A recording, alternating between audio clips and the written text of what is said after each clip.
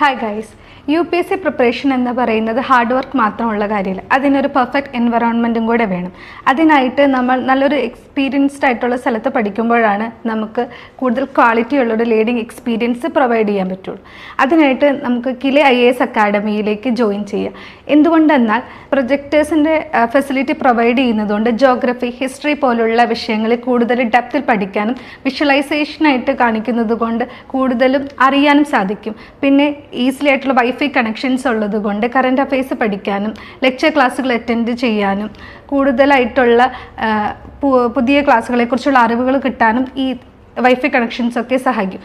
കൂടാതെ തന്നെ AC class room, AC പോലുള്ള മുതലായ സൗകര്യങ്ങൾ നമുക്കുള്ളത് കൊണ്ട് കുറച്ചും കൂടെ ഈസി ആയിട്ട് നല്ല രീതിയിൽ കാര്യങ്ങൾ പഠിക്കാനും അത് നമ്മുടെ മനസ്സിലേക്ക് കൂടുതലായിട്ട് കയറാനും സഹായിക്കുന്നു. സോ കിലെ IAS അക്കാഡമിയിൽ ഓൾ ടുഗദർ ആയിട്ട് പറയുമ്പോൾ ഒരു വെൽ ലേണിംഗ് എക്സ്പീരിയൻസ് ആണ്.